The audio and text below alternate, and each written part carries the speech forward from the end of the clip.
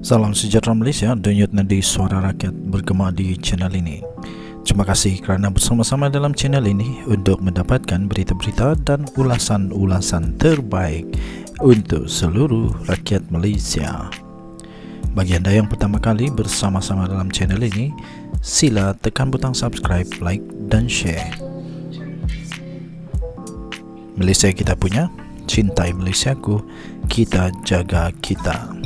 Sekali lagi, bagi anda yang pertama kali, sila tekan butang subscribe, like dan share. Kita mulakan berita menarik hari ini.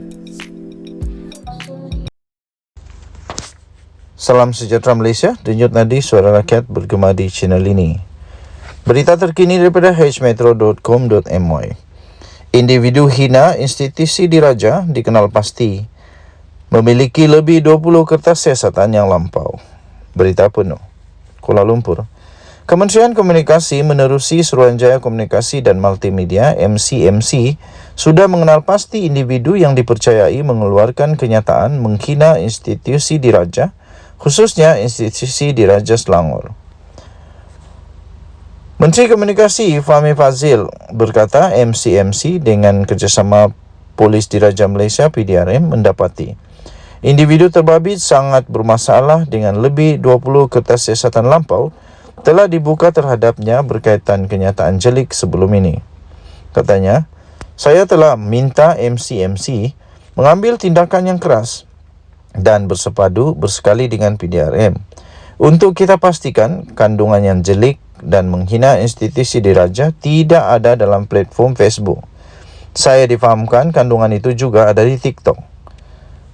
Katanya, jadi kita akan teliti beberapa tindakan yang perlu diambil untuk pastikan Facebook dan platform lain memberi kerjasama yang baik dan pantas, terutama dalam isu-isu yang melibatkan 3R iaitu kaum, agama, institusi raja. Katanya kepada pemberita selepas Majlis Perhimpunan Bulanan Kementerian Komunikasi Bil 3 2024 di sini hari ini. Baru-baru ini, tular seorang individu yang dipercayai telah memuat naik video dengan mengeluarkan kenyataan jelik dan menghina institusi diraja Selangor. Terdahulu, Fahmi ketika berucap pada perhimpunan itu telah meminta MCMC untuk mengambil tindakan yang tegas terhadap mana-mana pihak yang sengaja menanam bibit-bibit perpecahan dan mengapi-apikan sentimen. Pada masa sama, beliau turut juga meminta kerjasama daripada semua agensi dalam Kementerian Komunikasi supaya menjadi ejen untuk menjernihkan keadaan dan membantu mengembalikan keadaan yang tenang. Selain itu, Fahmi berkata RTM juga perlu mempertingkatkan kandungan serta bahan yang mengutamakan aspek perpaduan dalam masyarakat. Tambahnya, ini penting kerana sewaktu bapa-bapa kemerdekaan dan bapa-bapa Malaysia membentuk negara kita memperoleh kemerdekaan, tidak diidamkan satu suasana porak-poranda dan berpecah belah.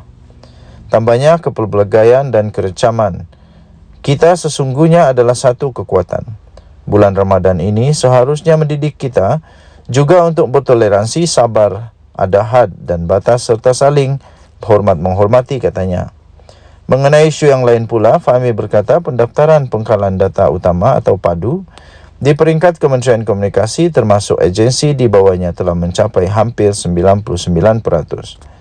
Beliau berkata daripada peratusan itu, institusi penyiaran penerangan Tun Abdul Razak IPPTAR, Jabatan Komunikasi Komuniti atau JKOM dan Pertubuhan Berita Nasional Malaysia bernama telah mencapai 100% pendaftaran PADU.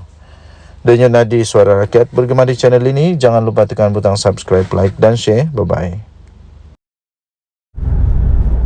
Salam sejahtera Malaysia. Siapa Hasnan? Siapa Datuk Azman? Dan siapa Datuk Rahim? Siapa mereka ini? Bolehkah Anwar segera tampil menjelaskannya? Ini daripada Sahabudin Husid. Siapa sebenarnya mereka bertiga ini? Betulkah mereka tiga ini ada? Ataupun ini satu lagi sensasi yang diciptakan oleh pembangkang? Sabudin.com.net 21 Mac 2024. Di Parlimen hari ini, Ahli Parlimen Tasik Gelugor Wan Saiful Wan Jan sekali lagi tampil membuat dakwaan berhubung tawaran menyokong kerajaan Madani yang dikemukakan kepadanya. Wah, belum habis lagi rupanya Wan Saiful nih. Dalam dakwaannya, Wan Saiful menamakan ahli parlimen Gua Musang Muhammad Azizi Abu Naim dan ahli parlimen Tanjung Karang Dr. Zulkifli Hanafi membuat tindakan berkenaan bersama 3 lagi individu yang dikenali sebagai Hasnan, Datuk Azman dan Datuk Rahim. Wah, siap ada nama lagi. Hebat ini. Siap ada nama diberikan.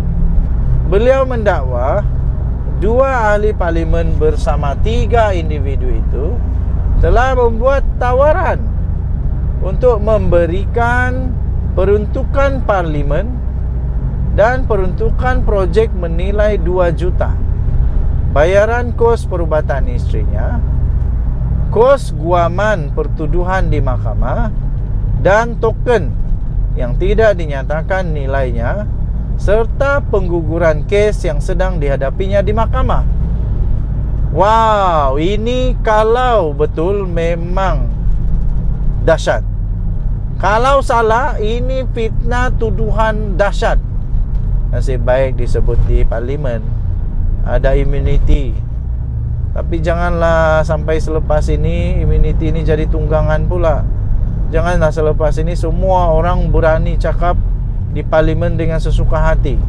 Apa saja mau cakap di parlimen sebab ada immunity. Ini bahaya ya. Bahaya sekali. Okey, sekejap saya rehat dulu, berhenti dulu sekejap. Ada yang perlu dijelaskan. Berhenti dulu sekejap.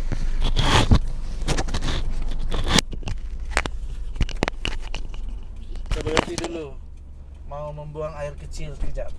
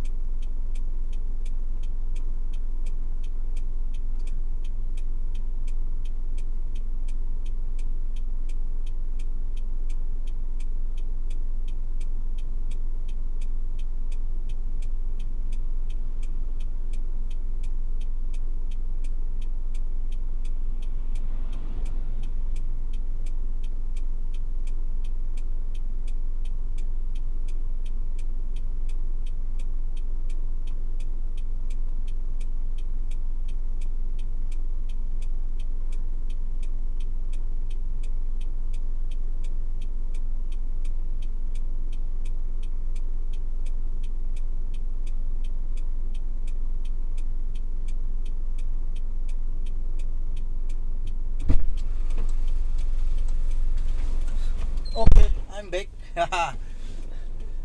Wan Saiful mendakwa Muhammad Azizi. Wan Saiful mendakwa.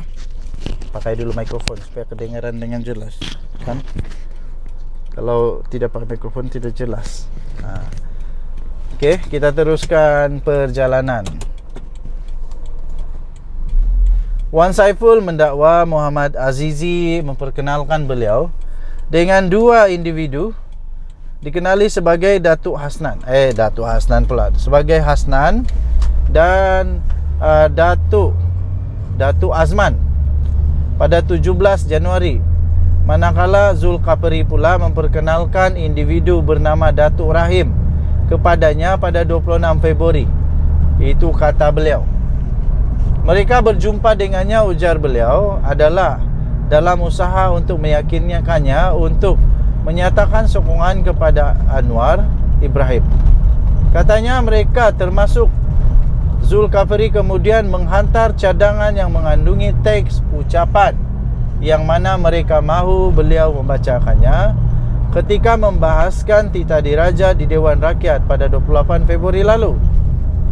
Katanya, saya menganggap ini usaha kacau ganggu melalui penawaran. Kacau ganggu melalui penawaran dan ancaman yang salah kepada saya sebagai ahli parlimen, ahli Dewan Rakyat yang berdasarkan seksyen 9D dan 9E Akta 347 dan boleh disabitkan hukuman di bawah akta yang sama, kata beliau.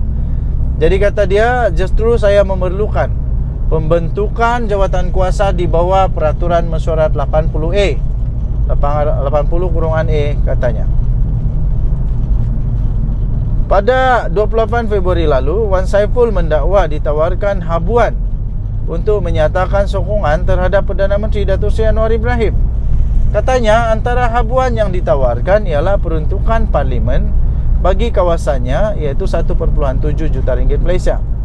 Memandangkan sudah 2 kali Wan Saiful membuat dakwaan yang berkaitan tawaran habuan yang dikemukakan kepadanya, mahu tidak mahu, isu ini harus dilihat sebagai perkara yang serius oleh semua orang. Tambahan lagi, Perdana Menteri Datuk Seri Anwar Ibrahim sering bersuara dan memperlihatkan dirinya begitu serius dalam memerangi rasuah di negara ini. Apa yang menjadi kemuskilan dan pertanyaan di sini, siapa Hasnan, siapa Datuk Azman dan siapa Datuk Rahim ini? Kita mungkin tidak heran dengan peranan ahli parlimen Gua Musang dan ahli parlimen Tanjung Karang dalam membujuk Wan Saiful dan mungkin juga ahli-ahli parlimen lain untuk mengalihkan sokongan mereka kepada kerajaan Madani. Tetapi bagaimana dengan penglibatan 3 individu ini? Siapa mereka? Mereka ini bekerja untuk siapa sebenarnya? Bagaimana mereka boleh membuat tawaran-tawaran sebegitu? Oleh kerana kecenderungan mereka ialah untuk memujuk ahli-ahli parlimen blok pembangkang mengalihkan sokongan kepada kerajaan Madani, adakah mereka bekerja untuk Anwar atau diberi arahan oleh Perdana Menteri?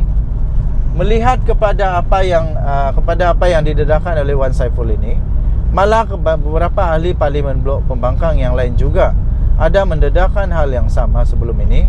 Ternampak bahawa 3 individu yang dinamakan itu begitu aktif dalam kerja-kerja untuk menambahkan sokongan kepada kerajaan Madani. Ini persoalan. Maka bolehkah Anwar segera menjelaskan kaitan beliau dengan Hasnan, Datuk Azman dan Datuk Rahim itu? Jika tiada kaitan dengan Anwar, mereka itu bekerja untuk siapa dan menerima arahan daripada siapa?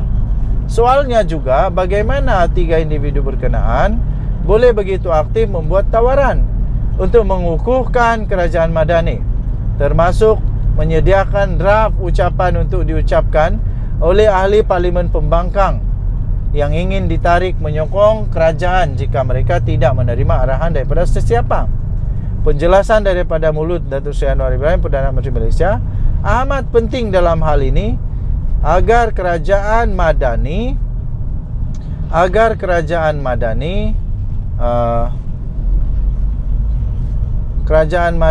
pimpinannya tidak terlihat seperti kerajaan filem-filem yang selalu kita tonton, di mana unsur-unsur gelap selalu memainkan peranan di belakang tabir untuk memperlihatkan kerajaan itu mendapat sokongan daripada rakyat.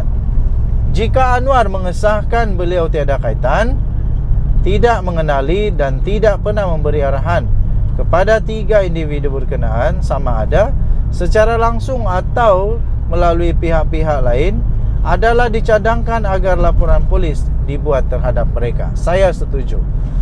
Saya fikir kalau ini fitnah, perlu untuk dibuat laporan polis. Siapa 3 orang ini? Tapi pada hemat saya secara peribadi, kerana sudah beberapa kali Wan Saiful Wanjan kantoi, jadi saya sukar untuk mempercayailah sukar untuk mempercayainya lagi. Apapun, there's a point. Ada poin dalam tulisan Sabudin Husin ini. Ada poin dalam tulisan ini. Tapi saya fikir Perdana Menteri kita Datuk Seri Anwar Ibrahim tidak akan melakukan perkara ini. Mungkin ada orang berselindung cuba-cuba buat dan sebagainya. Lagipun ahli parlimen yang dikatakan oleh Wan Saiful itu sudah menafikan. Jadi sebenarnya siapa sebenarnya 3 orang itu? Adakah itu ciptaan lagi oleh Wan Saiful? Adakah itu satu lagi retorik? Adakah itu satu lagi yang diharapkan dapat menolong dia, menolong Perikatan Nasional? Tak tahu. Kita tunggu saja episod drama seterusnya politik negara Malaysia. Denyut Nadi Suara Rakyat bergema di channel ini. Jangan lupa tekan butang subscribe, like dan share. Bye-bye.